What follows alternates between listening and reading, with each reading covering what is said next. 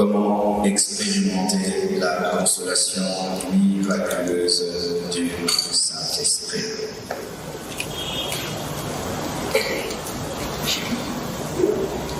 Lorsque Jésus appelle le Saint-Esprit consolateur, qu'est-ce qu'il veut dire quand Jésus appelle le Saint-Esprit consolateur? Consolateur vient du mot grec paraklétos, qui veut dire celui qui console. Mais c'est bien, c'est parti.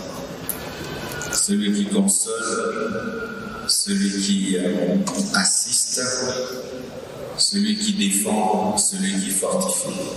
En grec, quand on dit consolateur, c'est celui qui console, celui qui assiste, qui aide, celui qui défend et celui qui fortifie. Vous voyez déjà, si pour toi, consolateur, c'est seulement celui qui console, il y a encore celui qui assiste, celui qui défend et celui qui fortifie. Quand le Saint-Esprit vient te consoler, il vient te fortifier, il vient te défendre, il vient t'assister. Amen. Alors pourquoi, lorsque Jésus-Christ a parlé du Saint-Esprit à ses disciples, il a dit « Je vous enverrai le Saint-Esprit qui sera votre consolateur ». Pourquoi, lorsque Jésus-Christ a parlé du Saint-Esprit, il a parlé de lui comme étant un consolateur? Premièrement, c'est parce que Jésus savait que ses disciples allaient vivre une solitude physique, son absence physique. Il allait les manquer parce qu'ils étaient habitués à le voir, à le toucher, à manger avec lui. Et même s'il est mort, ressuscité, il est à la droite de Dieu le Père, ça allait les manquer, même s'ils savent que Jésus est ressuscité, il est à la droite de Dieu le Père. Physiquement, ça allait les manquer. Et le Saint-Esprit est venu pour combler cette solitude, ce vide qu'allait laisser l'absence physique de Jésus sur la terre, car Jésus est spirituellement sur la terre, mais physiquement, il n'est pas là. Donc, c'est le Saint-Esprit qui console l'Église de l'absence physique de Jésus. Amen. Aussi, il savait que les disciples allaient être persécutés. Il savait qu'après sa mort, sa résurrection, parce qu'il dit le futur, après la Pentecôte, l'Église va grandir, et puis il y aura des persécutions. Il leur parlait du Saint-Esprit pour leur dire, je vous envoie quelqu'un qui va vous aider à supporter mon absence physique, mais qui aussi, lorsque vous allez traverser des moments de persécution, de guerre, de combat, il sera là, parce qu'il savait qu'ils allaient être rejetés, qu'ils allaient être haïs, incompris par ceux de leur temps, et Jésus leur annonçait qu'il y aura quelqu'un qui les aidera en ce temps-là d'absence physique, de persécution.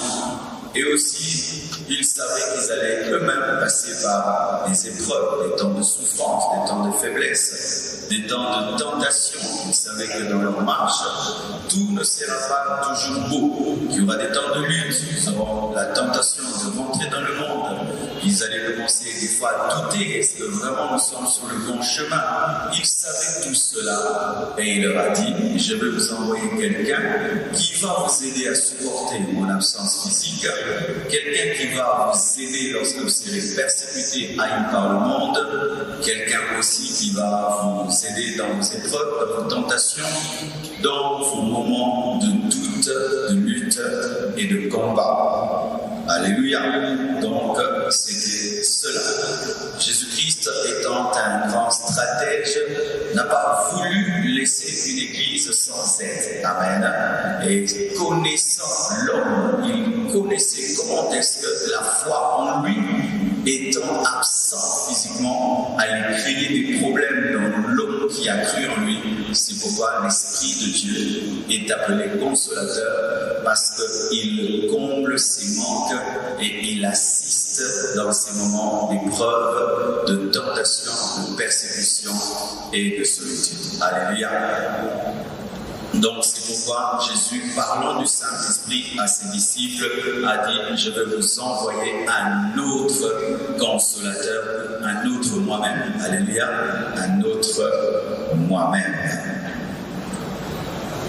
Donc, ça nous enseigne ceci, c'est que lorsque il t'arrive d'avoir besoin d'un contact physique avec Jésus, ton maître, le Saint-Esprit va t'aider. Amen. Pas à te donner une expérience physique, mais va te donner une expérience spirituelle qui va combler ce besoin physique. Amen. Alléluia.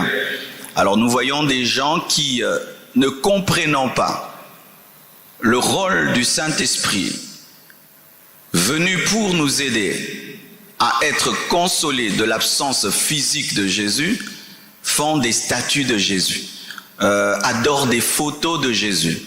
Lorsque tu as connu la consolation de l'esprit par rapport à l'absence physique de Jésus, tu ne seras pas amené à adorer des photos ou à adorer des statues ou de représentations de Dieu, car la consolation du Saint-Esprit te permet d'être en paix avec un Dieu que tu ne vois pas. Alléluia. Chaque fois dans ta vie que tu as besoin que Dieu devienne physique, tu passes à côté de la consolation du Saint-Esprit qui t'aide à vivre avec Jésus même s'il est esprit. Chaque fois que tu as besoin des choses physiques palpables pour que tu croies en Dieu, sache que tu as un problème avec le consolateur Saint-Esprit, parce que lorsqu'il joue profondément son rôle en toi, tu n'as plus besoin de statues, de photos, tu n'as plus besoin des matériaux physiques pour être en paix, car la consolation que l'Esprit te donne est tellement profonde que tu n'as pas besoin d'une représentation. Amen. Jésus savait que les hommes ont toujours besoin d'un Dieu qu'ils touchent. Nous voyons dans la Bible, lorsqu'Israël a quitté l'Égypte et qu'ils ont été délivrés par un Dieu invisible, qu'ils ont vécu des miracles d'un Dieu invisible, qu'un Dieu invisible a fait pour eux des choses extraordinaires, mais malgré cela, ils ont voulu avoir un veau d'or. Au nom de l'Éternel, ils ont demandé à Aaron, le serviteur de Dieu, de leur donner un veau d'or parce que un Dieu spirituel invisible ne leur suffisait pas. Et aujourd'hui, même dans l'église, nous tombons dans ce piège. Vous allez voir maintenant, il y a des cannes, la canne de puissance, le tissu pour prier, la bougie pour prier, l'huile pour prier, l'eau pour prier, le tapis pour prier, des statues pour prier, des bougies pour prier. En soi, c'est parce que les gens n'ont pas reçu le Saint-Esprit comme un consolateur qui les console d'un Dieu spirituel seulement, mais qui n'est pas palpable. Amen. Hein? Laisse-toi consoler par l'Esprit et tu n'auras pas besoin de tout ça. Amen. Tu n'auras pas besoin de tout ça. Amen.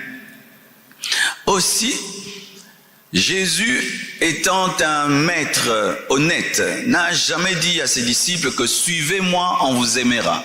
Suivez-moi, le monde sera toujours d'accord avec vous. Suivez-moi, Satan ne vous combattra jamais. » Jésus savait que ses disciples allaient être des persécutés. Jésus savait que ses disciples allaient être des éprouvés. Jésus savait que ses disciples allaient être des personnes très combattues sur la terre. C'est pourquoi il leur a promis, il leur a dit, vous ne serez pas seuls dans vos persécutions, vous ne serez pas seuls dans vos combats. Je vais envoyer quelqu'un qui va se battre avec vous, qui va vous soutenir et qui va vous aider. Chaque fois que tu traverses des moments de persécution, d'épreuve, sache que tu n'es jamais seul. Amen. Hein? Jamais seul.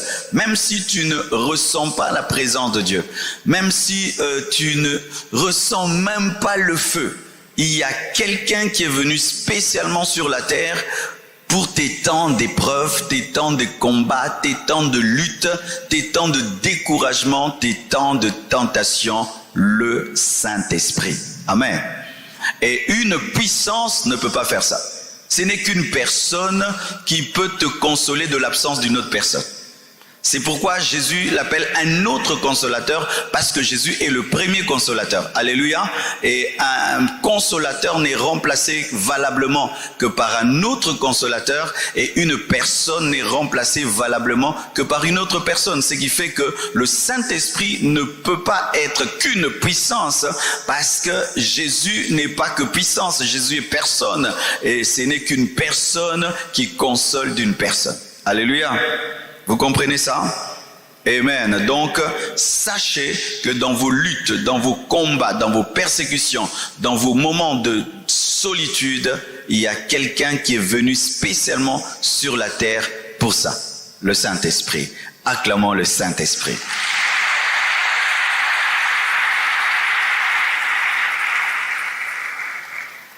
Aussi, le Saint-Esprit nous console de nos culpabilités,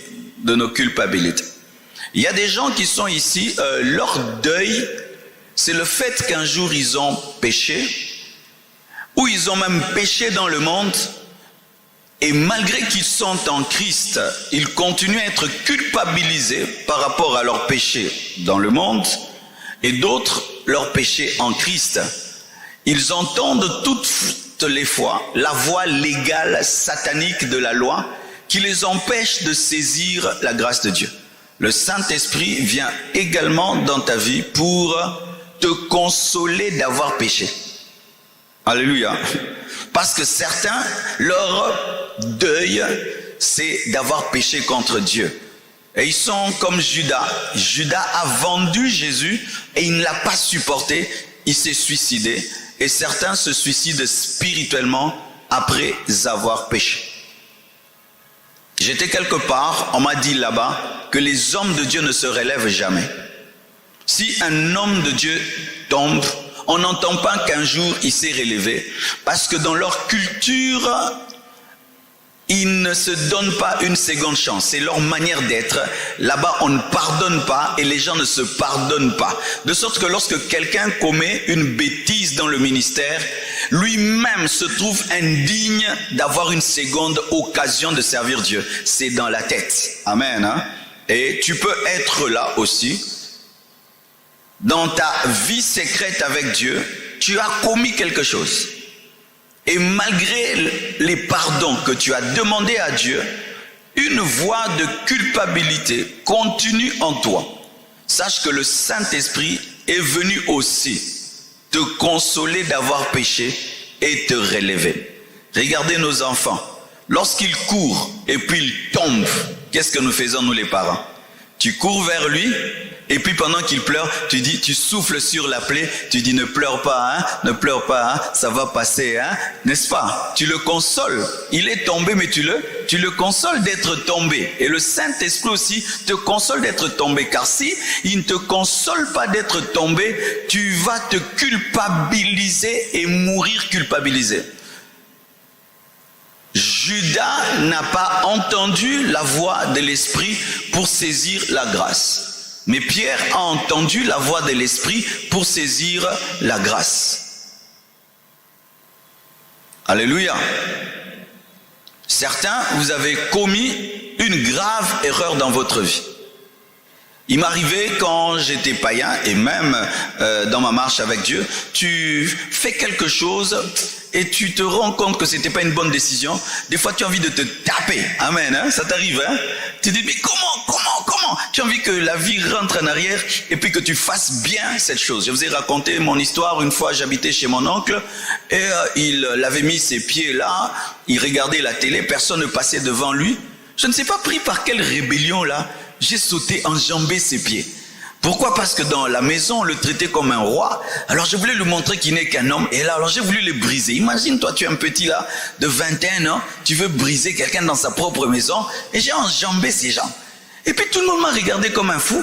Et moi-même, je me suis dit vraiment que j'étais fou. Comment je pouvais faire ça? Et tu sens que tu as envie de... Et ça fait que tu te reprends, Il faut que l'esprit te dise, tu l'as fait, c'est passé, tourne la page, continue la vie. Il faut entendre l'esprit par rapport à cela. Si tu n'es pas consolé de tes échecs, eh bien, sache que tu vas mourir dans l'échec. Tu dois entendre la voix de l'esprit te consoler de tes échecs. Vous comprenez ce que je suis en train de dire, hein? C'est une option autre, amen, hein, dans la dimension de la consolation, parce que nous pensons que l'Esprit de Dieu ne nous console que dans les deuils, parce que nous présentons souvent, le consolateur, quand tu as perdu un être cher. Le Saint-Esprit te console aussi de tes échecs. Tu peux prendre une mauvaise décision et puis qui te donne 10 ans de retard dans la vie. Et chaque fois dans ta vie, tu dis c'est parce que j'avais pris cette décision. C'est pourquoi l'Esprit de Dieu vient aussi te consoler de cet échec. Alléluia.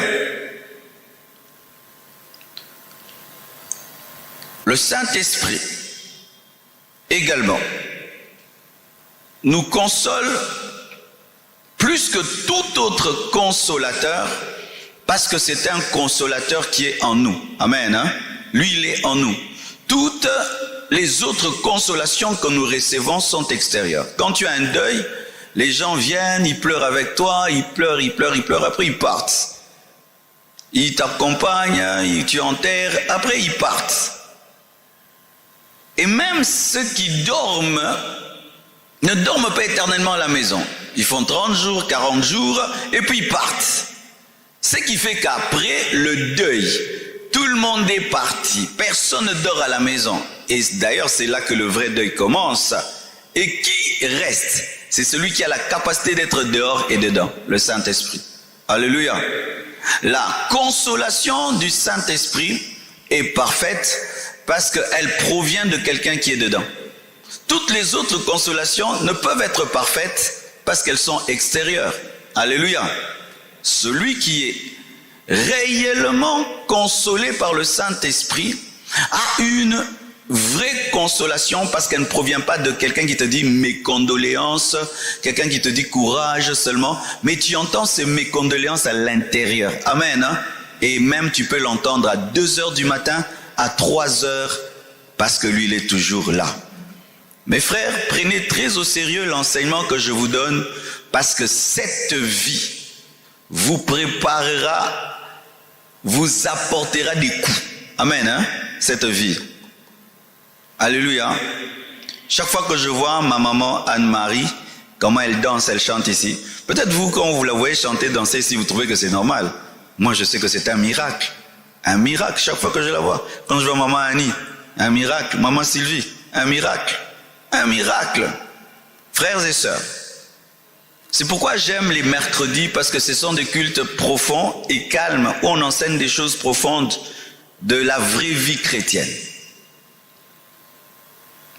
Lorsque vous êtes des chrétiens déconnectés de l'esprit, le jour que vous aurez un vrai choc de la vie, une vraie persécution, vous voyez ce que je vis ces derniers temps, des vrais combats, des vraies injustices, si tu n'as pas au-dedans de toi la capacité de te laisser consoler par le Saint-Esprit, quand je dis consoler, c'est aussi assister, fortifier, amen, hein?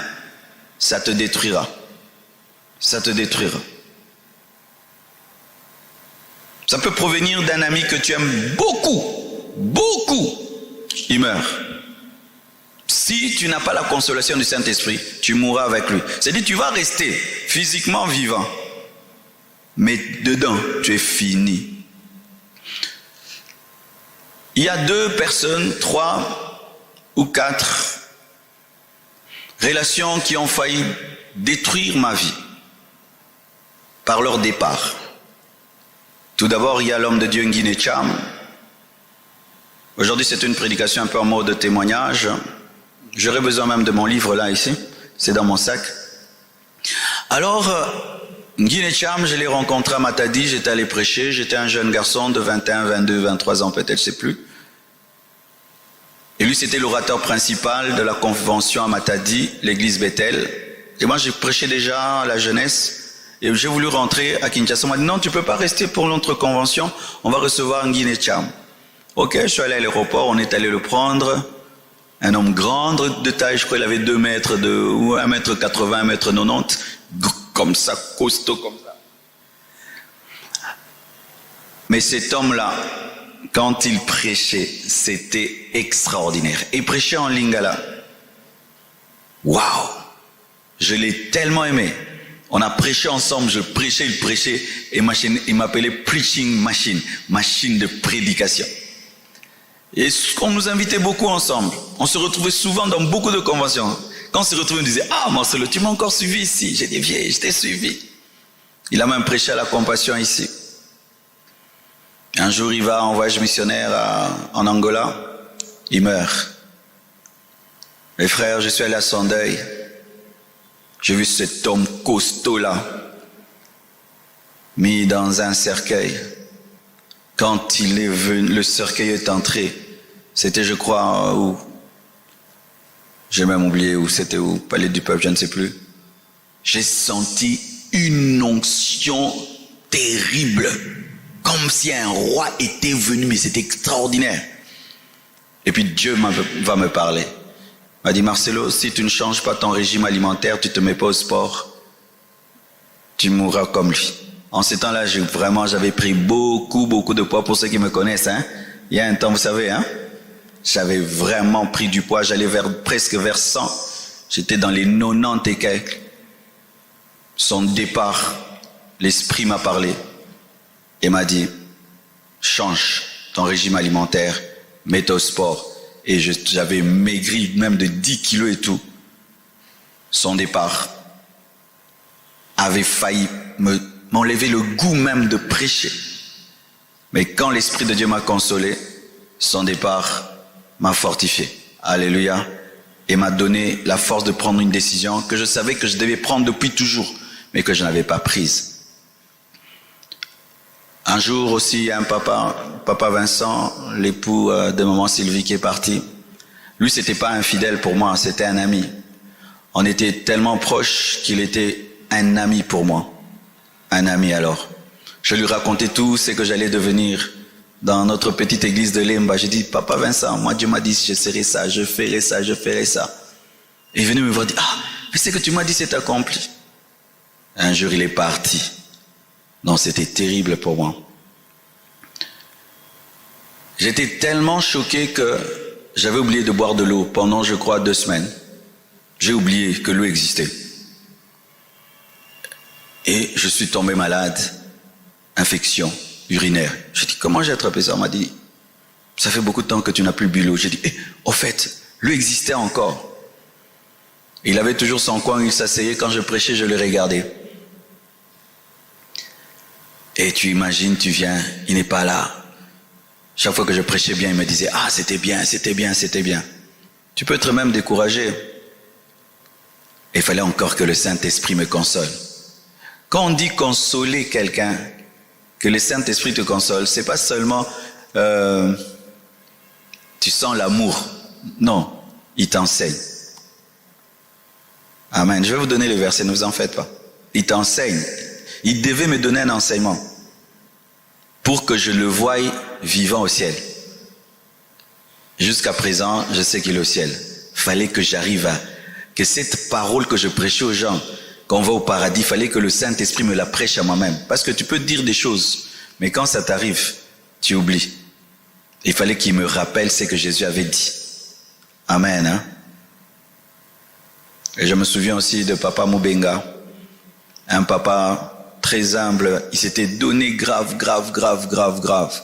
Il avait une maladie, il ne nous disait pas. Il ne voulait pas déranger les gens. Il gardait ça pour lui. Et puis il est parti. Lui, c'était, je ne voulais même pas être à son deuil. Et je bénis Dieu, ça avait coïncidé avec un voyage que j'avais à l'étranger. Je me sentais incapable d'être à son deuil et de prêcher à son deuil et de l'enterrer. Je me sentais incapable. Au point où des fois j'appelle un papa de son nom ici à l'église des fois. On me dit non, c'est pas son nom. Et il fallait encore que l'Esprit m'enseigne. Frères et sœurs, quand on dit que le Saint-Esprit est un consolateur, ce n'est pas seulement celui qui nous fait ressentir la paix ou la joie, mais c'est celui qui te donne un enseignement qui te donne la paix. C'est pourquoi tu dois avoir la capacité d'être enseignable et d'entendre l'Esprit de Dieu enseigner. Beaucoup d'entre vous, jusqu'à présent, vous tremblez des douleurs et des souffrances parce que vous ne savez pas vous faire enseigner par le Saint-Esprit. Certains même, c'est une déception amoureuse. Je connais des sœurs, à la veille de son mariage, l'homme dit non. Elle a déjà donné les invitations. Tout le monde est au courant. Comment tu auras encore le courage de regarder les gens si l'Esprit de Dieu ne t'enseigne pas que tu es une créature merveilleuse?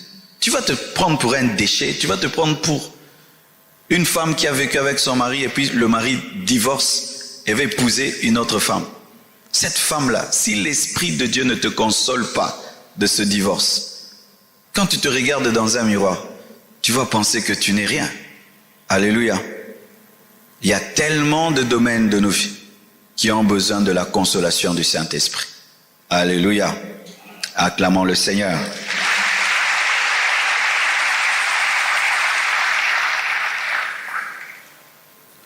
Jean 14, versets 16 à 17. La Bible dit ceci. Et moi je prierai le Père, et il vous donnera un autre consolateur, afin qu'il demeure éternellement avec vous. L'Esprit de vérité que le monde ne peut recevoir, parce qu'il ne le voit point et ne le connaît point. Mais vous, vous le connaissez, car il demeure avec vous et il sera en vous. Ce verset de Jean 14, versets 16 à 17, nous révèle que le Saint-Esprit nous console par sa présence avec nous et en nous. Alléluia. La présence de Dieu, par le Saint-Esprit avec nous et en nous, est une source de consolation. Lorsque tu as des épreuves, lorsque tu as un deuil, lorsque tu vis un rejet, lorsque tu vis une déception, recherche la plénitude de l'Esprit et ça va te guérir. Alléluia. Recherche seulement d'être rempli de l'Esprit, qui te remplit seulement, et tu seras étonné comment est-ce que ta plaie cicatrise. Alors le diable, sachant que la plénitude du Saint-Esprit console, il amène les chrétiens dans des pleurs éternelles, dans des paroles d'injures devant Dieu et des doutes pendant qu'ils traversent des moments difficiles et les empêche de prier pour qu'ils ne soient pas remplis parce qu'il sait que c'est dans la plénitude de l'Esprit que se trouve la consolation. Quand tu pleures, quand tu agonises, quand tu souffres, va chercher seulement la plénitude de l'Esprit. Alléluia. Dis seulement, Saint-Esprit, j'ai mal, remplis-moi. Alléluia. Et lorsqu'il te remplira, tu seras consolé. La présence du Saint-Esprit console. Alléluia. Console. C'est pourquoi apprends à t'enfermer. Tu pleures, tu as trop mal, enferme-toi. Souvent, les gens n'aiment pas laisser les gens qui souffrent seuls. Hein, souvent, nous en Afrique, suivez-le, non. Des fois, il faut laisser quelqu'un qui souffre seul pour qu'il soit avec Dieu. Parce que même si toi, tu es là, tu ne peux pas le consoler comme Dieu console. Alors, il faut le laisser seul avec Dieu. C'est pourquoi j'avais pris 30 jours de jeûne seul. J'ai toujours souvent jeûné avec vous, mais pour cette année, Dieu m'a dit non, tu ne vas pas jeûner avec eux. Tu vas jeûner seul. J'ai pris 30 jours, j'avais besoin d'être moi et Dieu. Pas l'église ni personne, moi et Dieu. Amen. Pour vivre sa présence qui accorde une totale guérison. Amen. C'est pourquoi des fois, quand tu sens que ta douleur ne finit pas, retire-toi en prière. Tu vas te retirer dans le jeûne, la prière, pour que Dieu te console. Oui, on ne jeûne pas, on ne prie pas seulement pour avoir la puissance, l'onction, non. Pour seulement que la présence de Dieu te console. Car seulement quand il te dit, je suis là, tu es en train de pleurer, il te dit seulement, je suis là, je suis avec toi, ça te console. Alléluia. Que Dieu soutienne les orphelins, que Dieu soutienne les orphelines, que Dieu soutienne les veuves, les veufs, que Dieu soutienne ceux qui ont vécu des déceptions, des pertes, que Dieu soutienne ceux qui pleurent. Ici et de par le monde entier, au nom de Jésus, recevez cela. Jean 14, verset 26. Mais le consolateur, l'Esprit Saint, que le Père enverra en mon nom, vous enseignera toutes choses et vous rappellera tout ce que je vous ai dit. Comment le Saint-Esprit console? Par ses enseignements, par ses conseils, par ses stratégies. Et en te rappelant ce que Dieu t'a promis, par ses enseignements. Tu peux être là, tu traverses des moments difficiles, tu commences à mal t'habiller. Tu t'habilles mal, tu ne coupes pas ta barbe, tes cheveux tu les laisses sales, parce que tu as une déception, parce que quelqu'un est mort, parce que tout. Lui, il peut te dire, viens, habille-toi bien. Quelle est la relation entre bien m'habiller et la consolation? Habille-toi bien, parfume-toi, coupe tes cheveux, allez, sors. Va dans cette fête là où on t'a invité. Non, moi je vais pas aller dans les fêtes, je vais rester à la maison. Va dans la fête. Et tu obéis quand tu vois des gens qui rient, des gens qui sont bien habillés, bien parfumés, ça te guérit. Tu ne seras pas guéri en étant dirigé par toi-même. Tu seras guéri en te laissant diriger par le Saint-Esprit, en te laissant enseigner par le Saint-Esprit, en te laissant consoler par le Saint-Esprit. C'est pourquoi vous allez voir, celui-ci sort vite de son deuil, l'autre demeure dans son deuil, parce que lui, il a écouté le docteur, mais l'autre n'a pas écouté. On peut être dans un même hôpital, celui-ci guérit, l'autre ne guérit pas, parce que celui-ci, lorsque le médecin lui dit, prends 3 comprimés, il prend, l'autre lui dit, prends les comprimés, il jette, vous ne serez pas guéri de la même manière. Alléluia. Je connais même des malades qui aiment être malades. Il aime tellement l'hôpital qu'il ne veut pas guérir et il ne guérira pas. Et il y a des gens qui aiment pleurer. Ils aiment souffrir. Et il y a des gens comme ça. Ils aiment souffrir. Quand ils souffrent, ça lui fait du bien. Non, il comment? Boni, passi.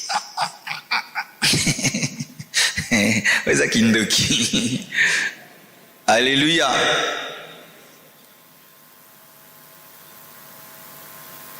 Le Saint-Esprit nous console par ses enseignements, par ses conseils, par ses stratégies.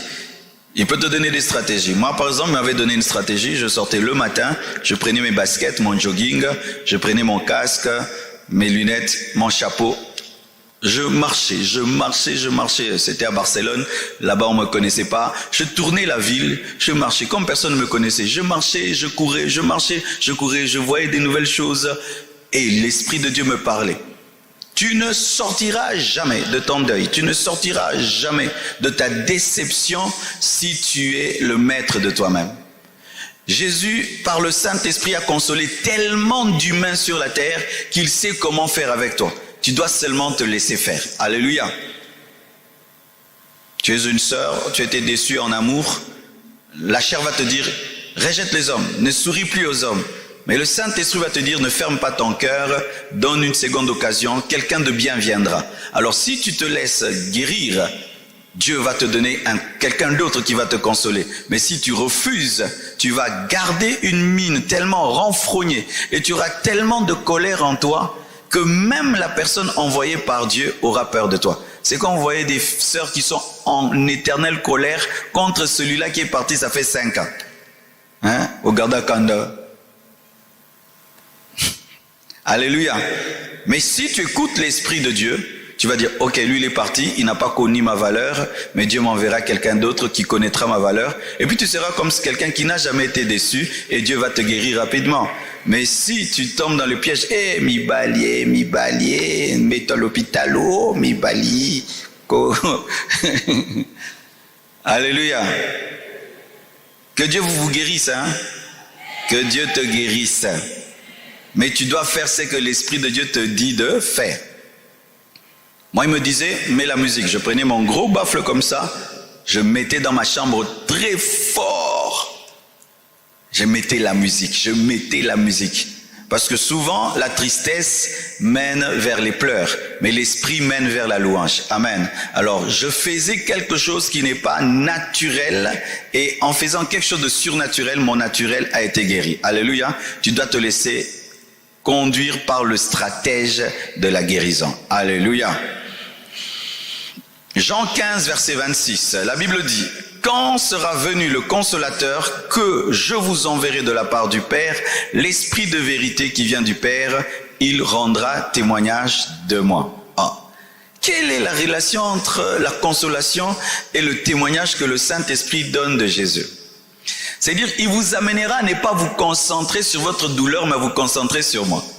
Car celui qui se concentre sur sa douleur ne sort pas de la douleur, mais c'est celui qui se concentre sur Jésus et sur son œuvre qui sort de la douleur. C'est pourquoi les gens me disaient, Marcelo, arrête de prêcher, tu vas dire des bêtises. Non, il fallait que je prêche. Même si je veux dire quelque chose de pas bien aujourd'hui, demain je vais arranger. Et puis, plus je me concentrais sur Jésus, sur l'œuvre de Dieu et sur les enfants de Dieu, plus j'oubliais mes problèmes. Tu ne sortiras pas de tes problèmes en étant dans tes problèmes. Tu sortiras de tes problèmes en t'occupant des problèmes des autres et en te laissant remplir de la conscience de Jésus. Car être tout le temps conscient de ta souffrance approfondit ta souffrance, mais oublier ta souffrance guérit ta souffrance. Donne-moi la main. Souvent, les Africains ne donne pas aux gens le droit d'oublier leur souffrance. Oh, comment tu oublies ta souffrance? Il faut pas oublier. Tu dois t'en souvenir. C'est une punition. C'est ainsi que on rase les cheveux des veuves, on les fait dormir par terre. Pourquoi vous acceptez ça? À la compassion, on n'accepte pas ça. Nous, là, on est des rebelles. On n'accepte pas. Ne vous laissez jamais couper les cheveux et ne dormez pas par terre sur le carreau. Comment? Toi, tu as déjà perdu quelqu'un et en plus tu dors sur le carreau. Toi, tu dois dormir sur un matelas. On doit te mettre la couverture. Mais c'est ça, non? Quelqu'un qui souffre, vous voulez encore le faire souffrir physiquement et vous acceptez ça. Et pourquoi on ne fait jamais ça aux veuves, seulement aux veuves? C'est l'injustice. C'est sûr que celui qui établit cette loi, c'est un homme. Ce n'est pas une femme. Oui, beaucoup de coutumes africaines, ce sont les hommes égoïstes qui les ont établis. Oh, la femme ne mange jamais la tête du coq. Des gourmands qui ont établi cette loi-là pour que les femmes ne s'intéressent jamais à la tête du coq. Des trucs comme ça. Oh non, une femme, si elle perd son mari, il faudrait qu'elle puisse, qu'on la lave. Pourquoi on ne lave pas les veufs? Seulement les veuves. Hein? Pourquoi vous vous laissez laver? Nous, les chrétiens, on ne se laisse pas laver. Oh, donne-moi la main, hein? Nous, les chrétiens, on se lave même pas. Non, tu es venu du cimetière, il faut te laver. Non. On lave les mains parce qu'on a salué les gens, il y avait la terre. Mais on ne lave pas les mains pour que les esprits du cimetière restent là-bas. Les morts ne deviennent pas des démons, ce sont des enfants de Dieu. Paul est mort, c'est un enfant de Dieu. Pierre est mort, c'est un enfant de Dieu. C'est pas parce qu'on meurt qu'on devient un esprit, qu'on devient un démon. Ça, ce sont des faux enseignements. Amen, hein? Pendant plus d'une année, pour ceux qui ne savent pas, moi je continue à dormir sur le lit que je partageais avec Blanche. Hein? Oui, sur le même lit, même matelas, j'ai rien changé. J'ai changé seulement après. Hein? Rien ne m'arrivait, jamais. Jamais. Oui, j'étais choqué. Voyez-vous, le problème c'est que les chrétiens disent qu'ils sont des chrétiens, mais ils ne sont pas bibliques. Depuis quand un enfant de Dieu devient un démon? Depuis quand on a peur d'un chrétien qui est mort? Depuis quand? Quelqu'un qui est au paradis, vous avez peur de lui. Maintenant, vous pensez que la chambre là est ceci. Non. Et ce qui est exceptionnel, c'est que j'ai quitté cette chambre-là il y a seulement 3 mois. Mais qui m'a remplacé là-bas? C'est une de mes filles qui a dit non, je me reprends cette chambre-là. Elle dort là, calme. Pourquoi? L'enseignement. Calme.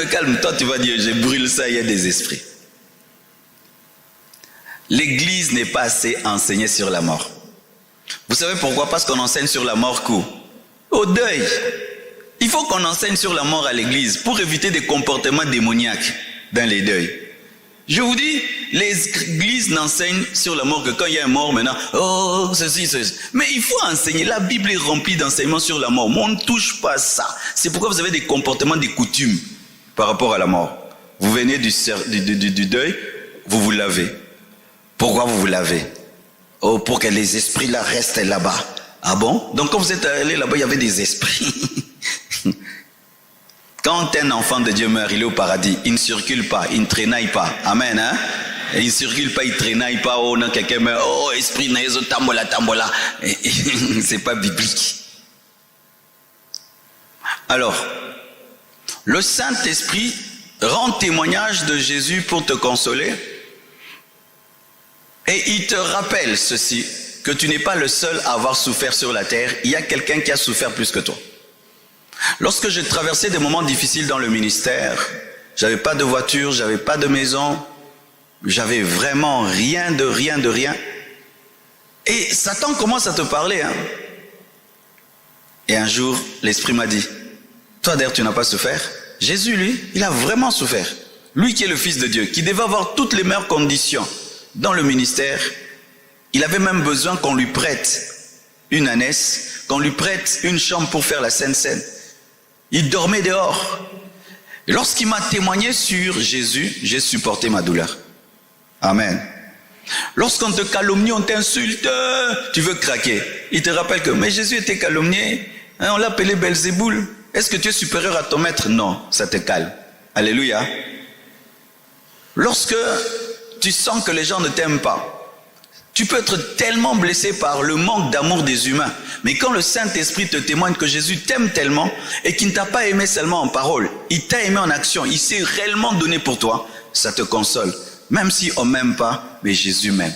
Laissez le Saint-Esprit vous témoigner sur Jésus et vous serez consolés. Alléluia. Laissez le Saint-Esprit vous concentrer sur Jésus, vous faire quitter votre personne et vous serez consolés. Tu es triste parce que tu es trop concentré sur ta vie. Mais le jour que tu seras concentré sur Jésus, sur son œuvre, alors la tristesse va te quitter. C'est pourquoi des fois on ne comprend pas les médecins. Un médecin peut être malade, il va à l'hôpital, tellement qu'il y a des malades autour de lui, il oublie qu'il est malade. Le fait qu'il est concentré sur la maladie des autres, il oublie qu'il est malade. C'est pourquoi on pense que les médecins ne tombent jamais malades, mais c'est parce qu'il se dit, je n'ai pas le droit de tomber malade parce que je dois sauver des malades. Et lorsque tu te dis que, à quoi bon me concentrer sur moi alors que l'œuvre de Dieu a besoin de moi, tu guéris. C'est pourquoi les serviteurs de Dieu guérissent plus vite que ceux qui ne servent pas Dieu. Servir Dieu guérit plus vite parce que servir Dieu te concentre sur Jésus. Si tu ne fais rien pour Dieu, tu traverses des moments difficiles. Tu es seulement à la maison, tu es à la maison. Les pensées charnelles, démoniaques vont te remplir. Mais quand tu sers Dieu, j'ai une prédication à préparer, je dois prier, je dois régler ceci, je dois organiser cela. Le temps que je suis en train d'organiser les choses, pendant ce temps-là, j'oublie, n'est-ce pas? J'oublie. Et le fait que j'oublie, ça repose mon âme. Parce qu'une âme qui pense tout le temps à ses problèmes est fatiguée. Tu ne peux pas penser à tes problèmes, à tes douleurs 24 heures sur 24 heures. Ça épuise. C'est pourquoi la douleur fait vieillir les gens. Parce que tu es tout le temps là. Non, comment? Mais quand tu t'occupes des autres, tu oublies. Alléluia. Souvent, nous n'aimons pas oublier nos problèmes lorsque nous devenons des manipulateurs. Il y a des gens qui manipulent les autres par leur souffrance et par leur douleur. Comme tout le monde sait que tu souffres, et parce que tu souffres, les gens t'apportent de la compassion, tu n'aimerais pas sortir de cette souffrance-là, parce que ça fera que les gens n'auront plus compassion de toi. Mais sache ceci, tu n'as pas besoin de la compassion des gens pour vivre. Tu as le droit d'être heureux, tu as le droit d'être heureuse. Et souvent, j'ai remarqué que les veuves, souvent en Afrique, vraiment vous êtes maltraités comme pas possible.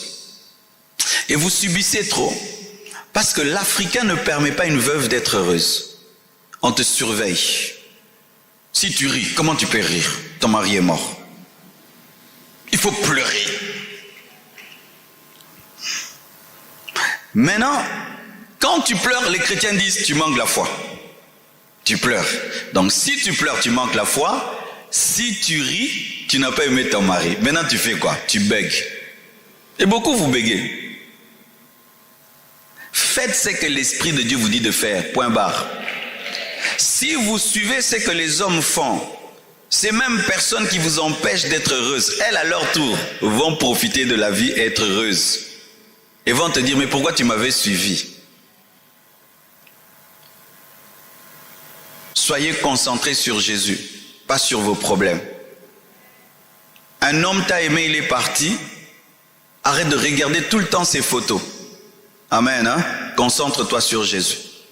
Et qu'on arrête de te rapporter sa vie. Ah, il a fait ceci, il a fait ceci. Ça va te détruire, ma sœur. Décide d'oublier et de tourner la page et te concentrer sur l'œuvre de Dieu. Alléluia. Vraiment, je vous assure. Ne cessez jamais de servir Dieu parce que vous souffrez. Ne cessez jamais de servir Dieu parce que votre âme a mal. Car c'est dans le service de Dieu que Dieu va vous guérir. C'est en servant Dieu, en servant les autres, que Dieu vous servira. En vous concentrant sur Christ et en recevant de l'Esprit le témoignage de Christ pour vous, que vous serez guéris. C'est pourquoi ta douleur ne doit jamais faire de toi un égoïste. Quand tu tombes dans l'égoïsme à cause de ta douleur, je souffre, ta douleur va s'approfondir. Mais quand tu dis, je ne suis pas le seul à souffrir, d'autres souffrent plus que moi. D'ailleurs, Jésus a souffert plus que moi. Du coup, ta guérison est rapide. Parce qu'il y a des gens, alors, qui ont souffert 1000 fois plus que toi. Il y a des gens, je connais un garçon, il a perdu le même jour son père, sa mère et ses frères. Ils ont été brûlés dans la maison. Tu imagines ça, en un jour. Tu vois, du coup, ta souffrance devient petite. Hein? Quand seulement tu penses à ce frère-là, le même jour, papa, maman, frère et sœur brûlent. Ils avaient oublié de l'essence dans la maison, et puis ça a pris feu. Personne n'est sorti de là. Alors toi qui as perdu une personne seulement, toi qui as perdu un fiancé, toi qui as perdu une fiancée, toi qui as perdu un enfant, par rapport à lui, qui a perdu toute sa famille en un jour, qu'est-ce que tu diras? Alléluia. Toi peut-être tu as une souffrance physique, mais il y a quelqu'un d'autre, il a une souffrance physique et il n'a pas d'argent. Il est malade, il n'a pas d'argent, il n'a pas d'amis, il n'a pas de soutien, il n'a pas de maison, il n'a rien. Il y a des gens comme ça. Vous savez qu'il y a des gens comme ça? Il y a des gens comme ça. Hein? Alors quand toi tu te concentres sur ta souffrance seulement, oh, je manque une voiture. Quelqu'un d'autre n'a pas de voiture, n'a pas de maison, n'a pas d'habit, n'a pas de nourriture et n'a pas de relation. Il y en a sur cette terre des gens comme ça. C'est pourquoi lorsque vous traversez des endroits et vous voyez des gens qui souffrent, regardez toujours. Regardez les aveugles, regardez les sourds, regardez les paralytiques. Une fois je suis allé au beach, j'ai vu des paralytiques qui transportaient des bagages pour des gens qui ont des mains et des pieds. Il n'a pas d'argent et il n'a pas de pieds. Et dans sa douleur, il doit transporter des choses, alors qu'on devait prendre soin de lui. Il y a des gens qui souffrent plus que toi. Alors je te dis 10 fois plus que toi. 10 fois plus que toi. Tu n'es pas la seule personne à souffrir. Tu n'es pas la seule personne à avoir souffert pour Dieu. Ah oui, ça aussi. Parce que des fois aussi dans l'œuvre de Dieu, quand tu vis la persécution, tu vis des combats, tu commences à croire que tu es l'extraordinaire. Non, il y a des gens qui étaient décapités pour Dieu, sciés pour Dieu, torturés pour Dieu, jetés en prison. Pendant 10 ans, 20 ans, 30 ans, ils sont morts en prison pour Dieu. Et toi, un peu seulement, la famille te rejette. Mais tu es vivant, tu manges. Tu trouves que c'est grave. C'est pas grave. Il y a des gens qui ont souffert plus que toi. Amen. Amen. Est-ce que tu peux le dire avec moi? Il y a des gens qui souffrent plus que moi sur la terre. Vous le croyez vraiment, hein? C'est vraiment la vérité. C'est vraiment la vérité. Jean 16, verset 7. Cependant, je vous dis la vérité, il vous est avantageux que je m'en aille, car si je m'en vais, si je ne m'en vais pas, le consolateur ne viendra pas vers vous. Mais si je m'en vais, je vous l'enverrai. Il présente le Saint-Esprit comme étant un consolateur avantageux, un avantage. Pour dire que les avantages que le Saint-Esprit vous apportera, vous consoleront. Comment? Parmi les avantages que le Saint-Esprit a apportés aux chrétiens, c'était la capacité de témoigner puissamment de Jésus, les dons spirituels. Et donc, les dons spirituels peuvent consoler. Comment les dons spirituels peuvent me consoler? Oh oui. Lorsque tu es malade et tu as des blessures et tu souffres, et l'Esprit de Dieu te donne un don de guérison, et tu pries pour un aveugle, il voit. Et cet aveugle se réjouit devant toi. Tu sais que sa joie va te guérir. Un jour, j'étais étonné, Bénin, dans sa croisade, il prie pour les gens témoignent. Je suis guéri, mon cœur est guéri, mon cœur est guéri, mon cœur est guéri, mon cœur est guéri.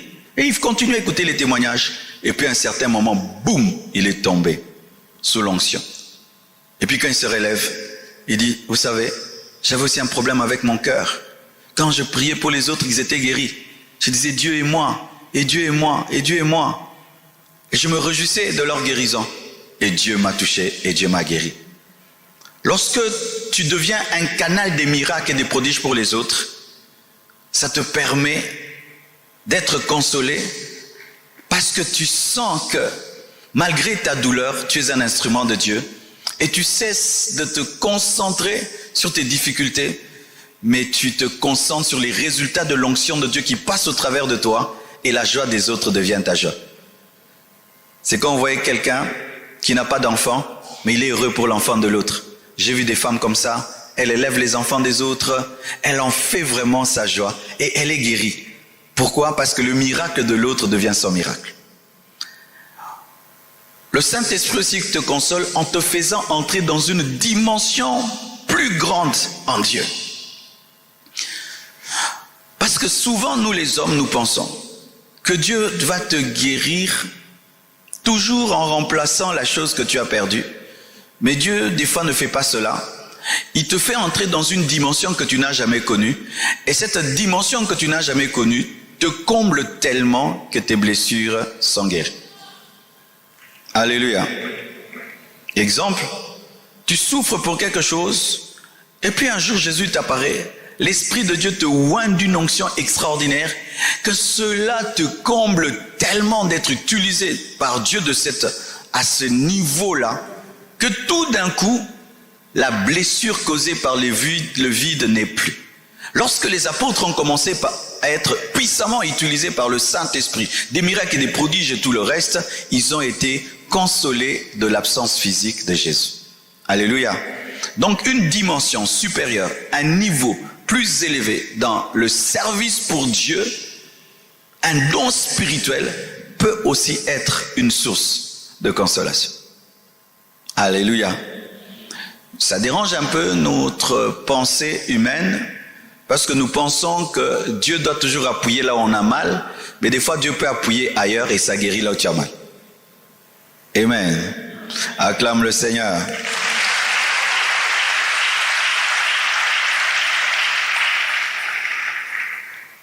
Acte 9, verset 31. La Bible dit ceci. L'Église était en paix dans toute la Judée, la Galilée et la Samarie, s'édifiant et marchant dans la crainte du Seigneur, et elle s'accroissait par l'assistance du Saint-Esprit.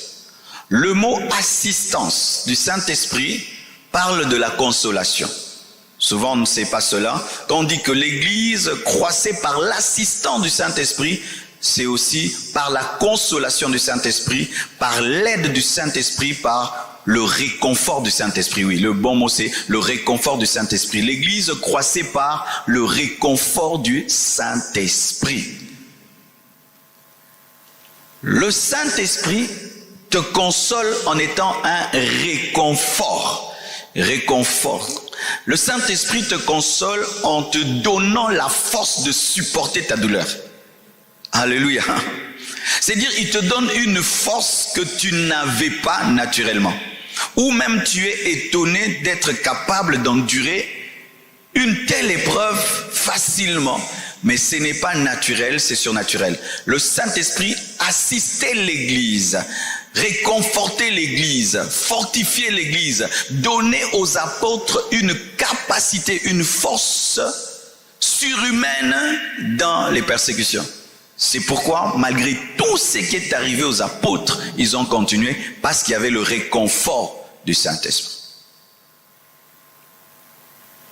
Lorsque la vie tire une flèche sur toi et tu es réellement touché, cours vers le Saint-Esprit pour avoir la force d'endurer cela. Sinon, ça peut te détruire. Ah oui, mes frères, il y a des douleurs dans la vie. Si Dieu ne te fortifie pas, c'est fini pour toi. Il y a des échecs dans la vie. Si Dieu ne te fortifie pas, c'est fini pour toi. Dernièrement, un grand homme de Dieu a organisé une croisade.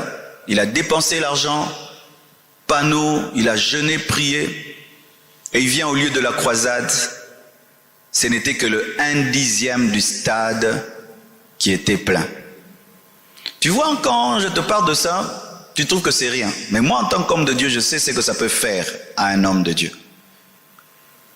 Quand j'ai vu ça, j'ai commencé à prier pour lui. J'ai dit, Dieu, fortifie-le, console-le, fortifie-le. Parce qu'il risque de ne plus jamais faire de croisade dans sa vie. C'est un choc qui t'arrive dans le ministère. Si l'Esprit de Dieu ne te fortifie pas, ton ministère meurt. Il y a des échecs qui sont dangereux dans la vie. Même un garçon qui dit à une fille, je t'aime. Pourquoi certains garçons n'osent pas dire à une fille, je t'aime, je vais t'épouser? Parce qu'ils ont peur de recevoir un non. Il sait que lui, s'il reçoit un non, il ne se relèvera plus jamais. Oui, certains risquent de ne jamais se marier, c'est parce qu'un jour on leur dit non. C'est pourquoi ma soeur,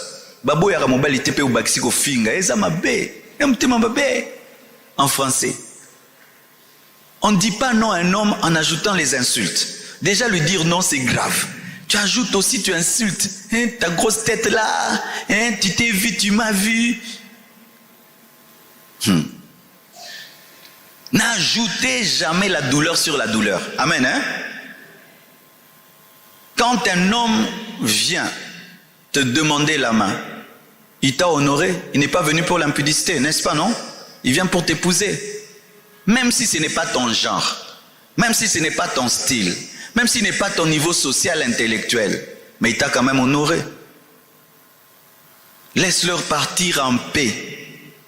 Dis-lui, merci mon frère, pour tes émotions. Je vois que tu m'aimes beaucoup, mais laisse-moi prier Dieu. Hein?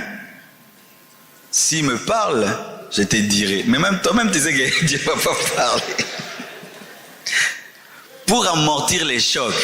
Hein? Tu vois les kofis, hein? Quand on donne un coup, mais même les... Et puis quand il revient, tu dis vraiment, je prie que Dieu te donne une femme pour ta destinée, parce que tu es un grand homme. Il part, il se sent grand. Parce que tu ne sais pas demain, il peut devenir un colonel. Et un jour, il va t'arrêter. Au lieu de 2 semaines en prison, tu vas faire 2 mois. La vie est longue. Amen. Hein? N'ajoutez pas la blessure sur la blessure. Alors, je parlais de cet homme de Dieu.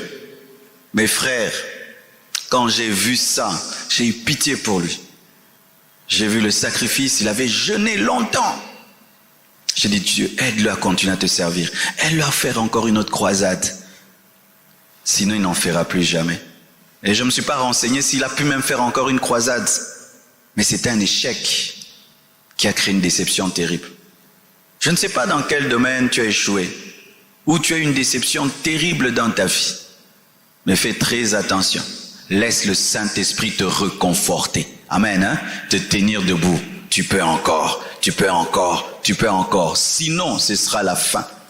Je connais un homme de Dieu. Lorsque seulement il a perdu sa femme, son ministère s'est arrêté.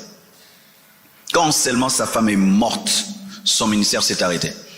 Et beaucoup de gens se posent la question, comment Pasteur Marcelo, après le départ de Maman Blanche, il disait certaines choses? Je ne voulais pas connaître ce que lui avait connu. Parce que qu'est-ce qui se passe dans la vie? Lorsqu'un paquebot sombre, si tu es à côté on appelle ça quoi? Du trou causé par l'eau, si tu ne vas pas loin, toi aussi tu vas suivre. Il faut réagir. Vous tous qui avez connu un choc qui vous amène à tuer vos vies, à arrêter vos vies, à mettre pause sur vos vies, vous devez réagir pour dire je dois vivre. Tu dois réagir pour dire je dois vivre. Tu échoues à l'université, tu dis je vais étudier encore. Sinon tu vas arrêter les études. Combien ont arrêté les études seulement parce que dans une université on l'a refusé? Tu t'es pas laissé réconforter par le Saint-Esprit, tu as arrêté les études. Tu avais dit je vais arrêter pour 1 année. Ça fait 3 ans que tu n'étudies plus. Tu ne crois plus que tu es intelligent. Mais si tu t'étais laissé réconforter, tu allais te relever, tu continues les études. C'est pourquoi vous remarquez souvent, j'aime bien suivre des fois les cascadeurs, ceux qui utilisent des motos qui tournent, ceux qui utilisent des motos qui vont dans des forêts. J'ai remarqué que s'il tombe, qu'est-ce qu'il fait? Il prend encore la moto, il se relève. Vous savez pourquoi? Parce qu'il refuse que ce choc-là reste dans sa tête. Il risque de ne jamais plus toucher une moto. Quand tu fais un accident, si tu as peur d'une voiture, tu ne vas plus conduire. Hein? Tu dois le lendemain, tu prends la voiture, tu conduis. Sinon, ça va rester dedans. Ce sera fini pour toi. Alléluia. Laisse-toi reconforter. C'est-à-dire, laisse le Saint-Esprit te donner une force que tu n'avais pas. Laisse-lui te redonner la force que tu as perdue. Amen. L'Église croissait par la consolation et le réconfort du Saint-Esprit. La consolation du Saint-Esprit est élevée au-dessus de celle des hommes parce que c'est une consolation qui est intérieure, permanente et qui est accordée par quelqu'un qui connaît tout, donc il sait où toucher, par quelqu'un qui est omniprésent, il t'accompagne partout, et par quelqu'un qui est omnipotent, c'est-à-dire il peut guérir toutes les blessures, parce que certains médecins ne guérissent pas tout, mais lui peut guérir toutes les blessures, et par quelqu'un qui est sage, parce que des fois, quand les autres souffrent, on manque souvent la sagesse de leur parler, mais lui aura toujours la sagesse de te parler. Vous savez, des fois, quand les gens souffrent, les gens vraiment manquent la sagesse à un niveau. Moi-même, j'ai manqué beaucoup de sagesse quand les gens souffraient. Des fois, j'ai honte des prédications que je prêchais dans certains deuils. Tu arrives là-bas, les gens pleurent. Les félos! Imagine, tu viens dans un deuil, leur papa est mort, ils sont en train de pleurer leur papa. Je ne sais même pas si lui, il est allé où. Peut-être il est allé en enfer comme il est là. Et même si c'est vrai, peut-être lui qui est là dans ces cercueils-là, il est peut-être allé en enfer, parce que tout dépend de la vie que lui, il a menée, mes frères. Tu regardes même pas comment cet enfant-là s'est évanoui, pleurant son papa. Maintenant, tu ajoutes à cet enfant-là, ton papa, peut-être il est allé en enfer. Frère. Ah non, j'ai honte des fois des prédications que j'ai données. Ou quelqu'un pleure. Arrête de pleurer toi. Zamoubali, des fois il faut fermer la bouche, comme les gens disent, il faut la fermer des fois. Des fois il faut seulement, tu restes là, tu regardes, tu dis rien. Nous on doit toujours dire quelque chose. La sagesse, c'est un consolateur sage, aimant, intelligent, prévenant et divin. C'est pourquoi le Saint-Esprit guérit toutes les blessures intérieures. Le Saint-Esprit guérit toute blessure intérieure. Je dis le Saint-Esprit guérit toute blessure intérieure. Je répète, le Saint-Esprit guérit toute blessure intérieure. J'ai eu des blessures dans le ministère, j'ai failli arrêter de prêcher, même d'imposer les mains aux fidèles. C'est le Saint-Esprit qui m'a aidé. Il m'a dit, Marcelo, si tu suis les fidèles, tu vas finir comme Moïse. Moïse, lui, n'est pas entré. Et le peuple est entré. Ne les suis pas. Aime-les dans leur qualité, leurs défauts. J'ai dit, ah bon, ok, j'ai continué. Laissez-vous fortifier par le Saint-Esprit qui est sage, qui est intelligent. Et quand tout le monde oublie ta douleur, lui ne l'oublie pas. Oh, donne-moi la main. Parce que tu sais, aujourd'hui avec l'esprit des réseaux sociaux, les douleurs des autres deviennent comme un buzz pour nous, et souvent les buzz font 1 semaine, 2 semaines, les gens se concentrent sur ta douleur pendant 2 semaines, c'est le buzz, et quand le buzz n'est plus, les gens pensent que tu es guéri, alors que c'est là vraiment que ta douleur commence. Mais quand tout le monde a oublié, ta douleur buzz, le Saint-Esprit sait que la douleur est toujours là, et lui n'est pas dans le buzz, lui reste là avec toi.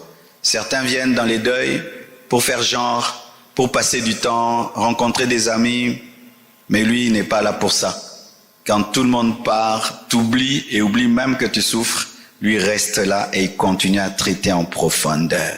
Vive le Saint-Esprit. Alléluia. Alors, j'avais demandé à la communication de mettre une photo. Est-ce que c'est prêt, la communication? J'avais demandé à S de me mettre une photo. Est-ce qu'elle est prête? Vous voyez ma photo là? Cette photo, même moi-même quand je me vois, je ne me reconnais pas. C'est ce que la souffrance, la douleur peut faire dans la vie de quelqu'un. Lorsque maman Blanche est partie, voici l'état dans lequel j'étais. On croirait que j'ai même 60 ans. J'avais maigri. J'avais envie seulement que Jésus me prenne aussi et tout. J'étais dans cet état-là. Mais regardez comment je suis maintenant. Alors,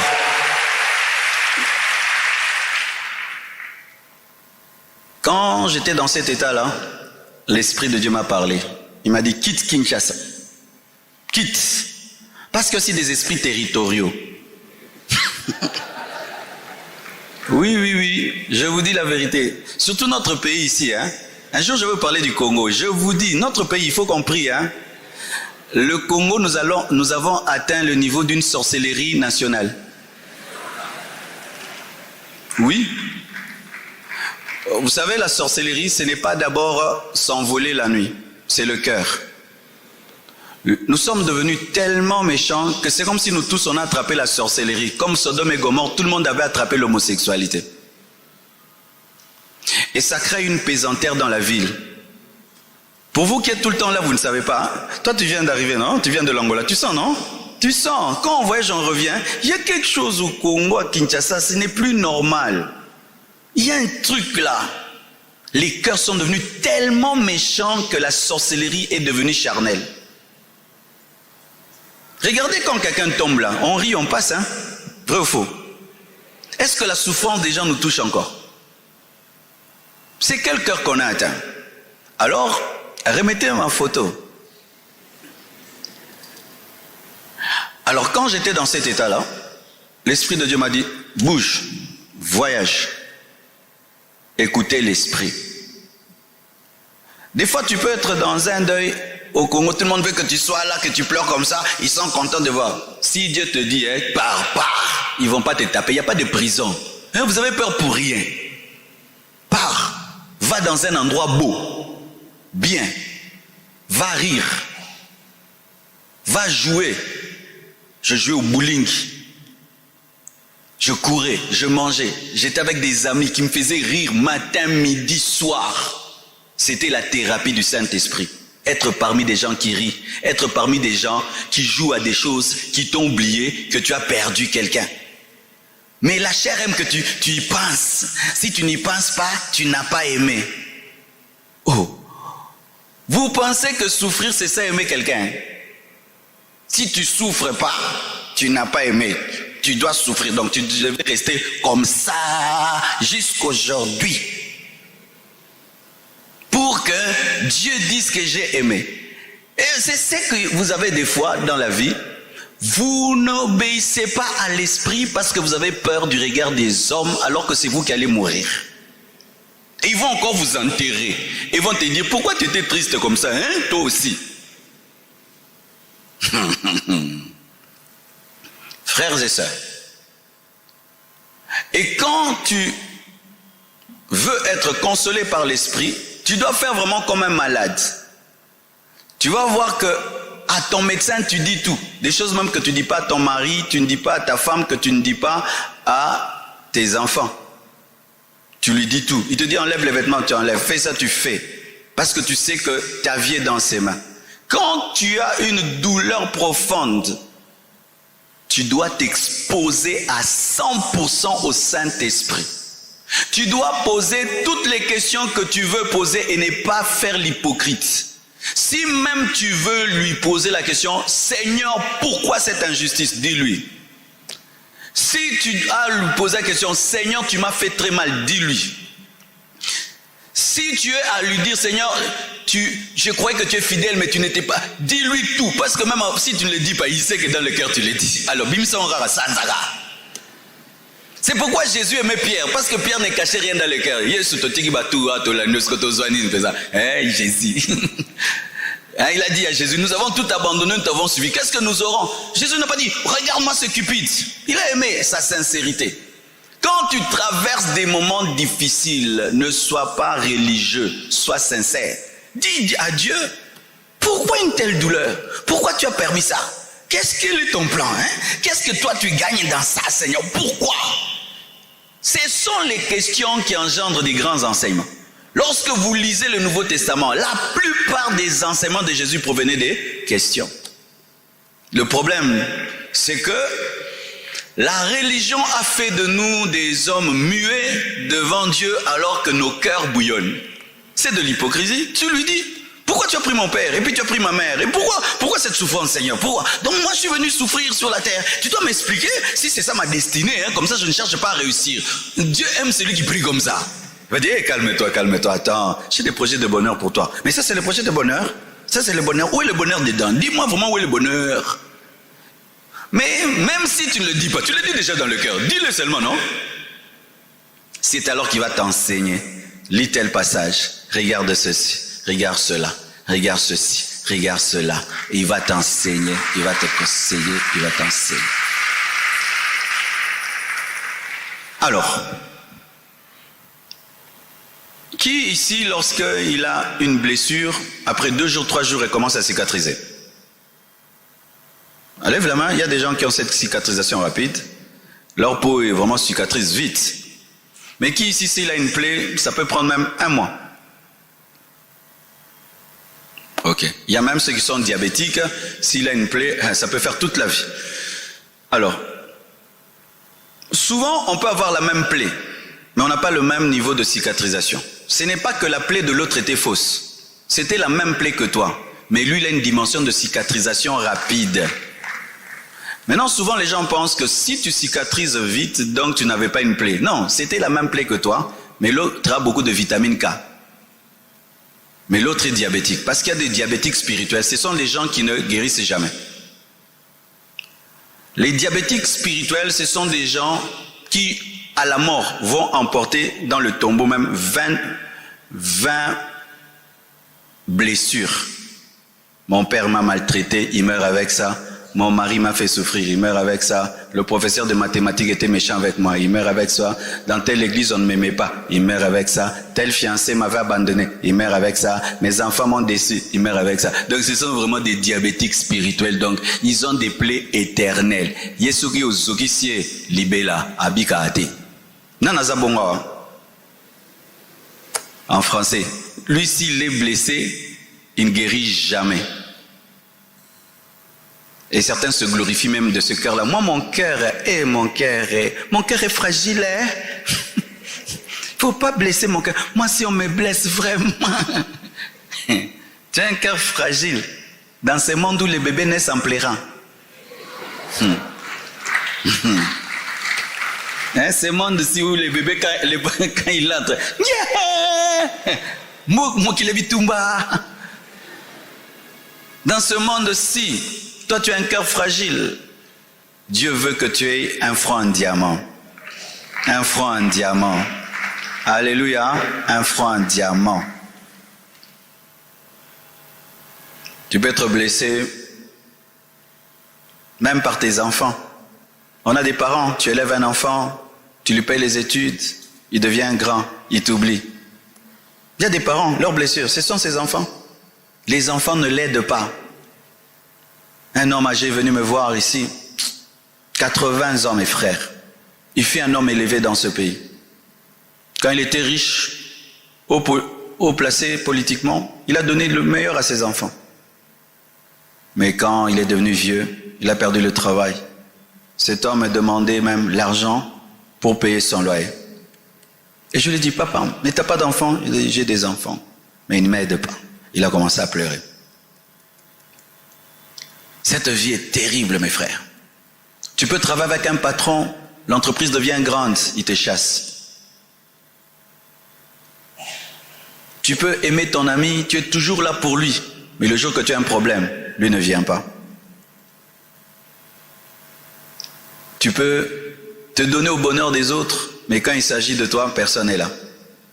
Les blessures viennent de partout. Alors dans un monde des blessures, tu ne peux pas être faible. Si tu es faible, tu vas mourir. Tu dois être fort et très fort. Mais cette force, tu ne l'auras pas naturellement. Tu ne peux l'avoir que à genoux devant Dieu. En lisant ta Bible, en lisant des livres qui te fortifient, en écoutant des gens qui te fortifient. Sans cela, les coups de la vie vont te transformer. Hein. C'est quand on voit quelqu'un qui riait. Il rit plus, hein. Comment c'est ça? Oh. Hey, la vie. Tu vois, il aidait les gens. Il n'aide plus personne, hein. Il n'aide plus personne. Parce qu'il a aidé. On ne l'a jamais aidé. Le Saint-Esprit console. Et il est disponible. Que Dieu vous bénisse abondamment. Alléluia. Est-ce qu'il y a quelqu'un qui a besoin de l'aide du Saint-Esprit dans un domaine où il souffre? Approchez-vous. Je vais prier avec vous. C'est très important, mes frères. Je me souviens, David Isé était venu à Barcelone avec son groupe, il est venu me voir. Il a dit, Dieu m'a dit seulement de venir te visiter. Il a quitté Paris, il est venu à Barcelone, il dit qu'on adore seulement Dieu ensemble. J'ai dit, ah ok. On a mis des chaises, guitare, piano, je crois. Il a commencé à chanter. Il ne savait pas que je ne dormais pas. Je ne dormais pas vraiment. Tout d'un coup, pendant qu'on adorait, je me suis endormi. Mais lui, il était venu seulement pour qu'on adore. Mais il ne savait pas que j'avais besoin du sommeil. Et Dieu seul sait de quoi tu as besoin. Parce que la vie d'un homme cache tellement de choses. Mais seul Dieu peut guérir.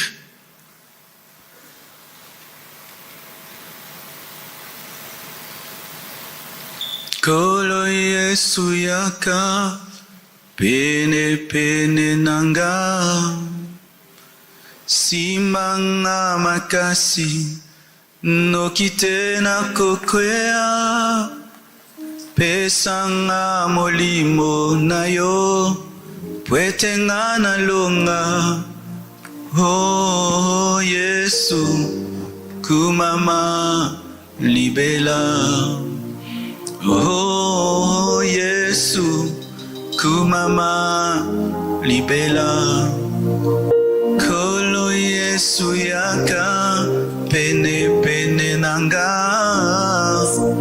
simanga makasi nokite na kokwea pesanga molimo na yo pwetenga na longa oh Yesu kumama libela oh Yesu kumama libela kolo Yesu yaka pene pene nanga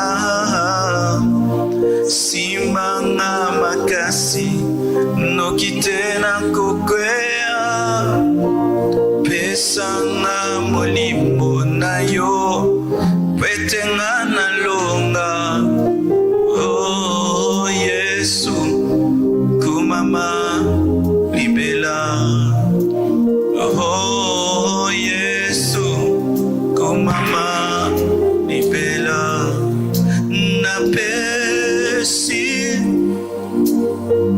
molimo nanga na kolo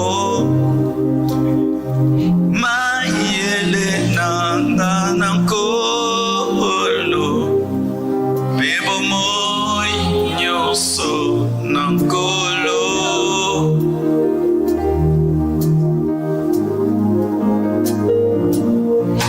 naluki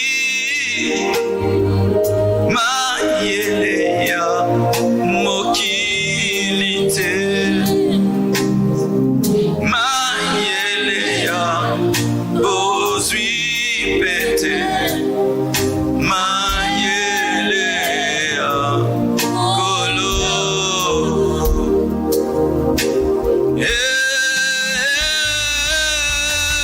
kolo na senyobe le mananga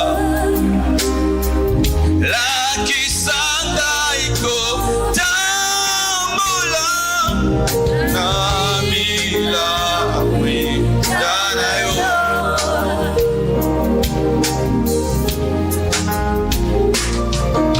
je veux prier tous les jours de ma vie.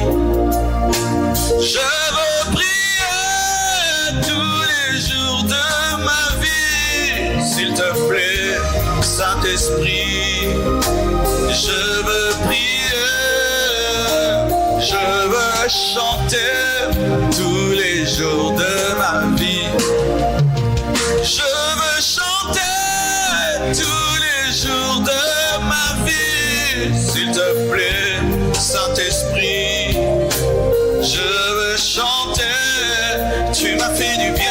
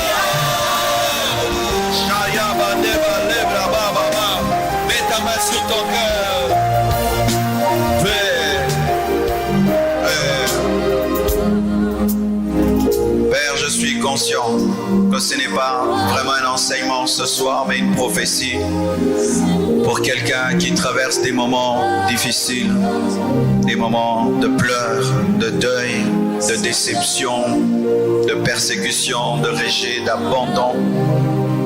Je te prie de guérir les cœurs par le Saint-Esprit. Je te prie de consoler, de fortifier, d'assister, de réconforter, d'aider. Paraclétos, Paraclétos, notre avantage, Saint-Esprit.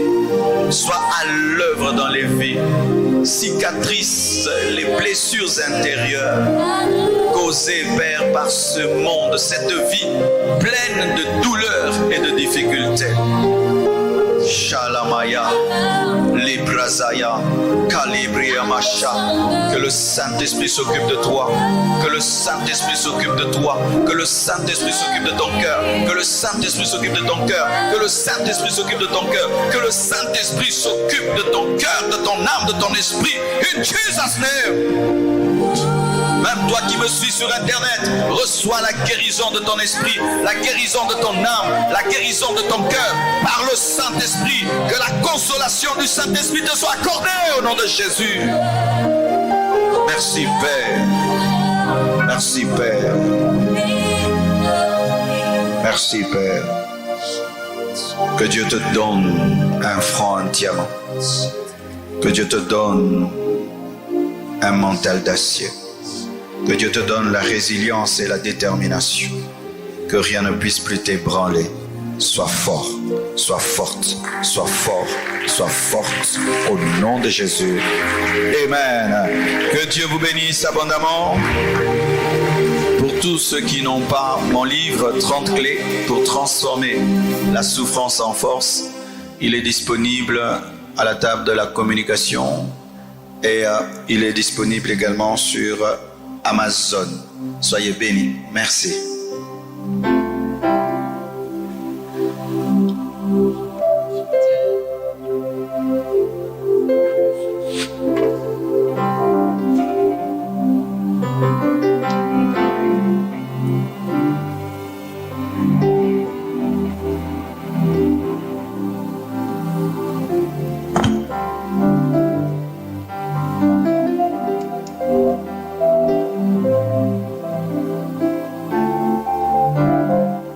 Est-ce qu'on peut acclamer le Dieu de toute consolation? Est-ce qu'on peut acclamer le Seigneur? Est-ce qu'on peut faire plus pour notre Dieu? Alléluia. Que le nom du Seigneur soit béni. Que Dieu soit béni pour ce merveilleux enseignement qui est une prophétie pour nous. Nous voulons à présent offrir à notre Dieu ce soir encore. Nous aurons 2 services. Dans le premier, nous allons nous avancer avec nos offrandes extraordinaires et en parallèle nos contributions pour la construction. Ensuite, nous reviendrons pour bénir la parole. Et si ce soir, vous avez votre dîme avec vous, vous allez également vous avancer de partout où nous sommes, apportant une offrande de joie, d'amour. Que le Seigneur nous bénisse alors que la chorale nous aide à célébrer le Seigneur. Nous avançons de partout où nous sommes. Je veux chanter, louer. Peu importe que je vis, le ressuscité vit en moi. Son nom c'est Jésus. Je veux chanter, louer. Peu importe que je vis, le ressuscité vit en moi. Son nom c'est Jésus. Oh, est-ce qu'on peut pousser le cri de joie en honneur de Jésus-Christ? Alléluia! Oh, acclame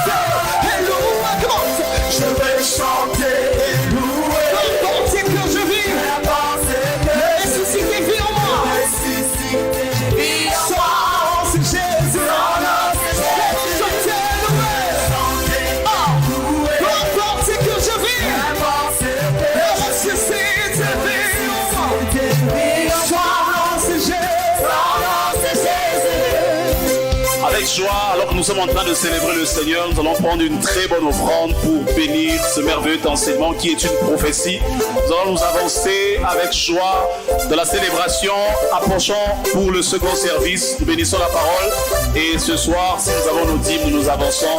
De partout nous sommes, avançons s'il vous plaît.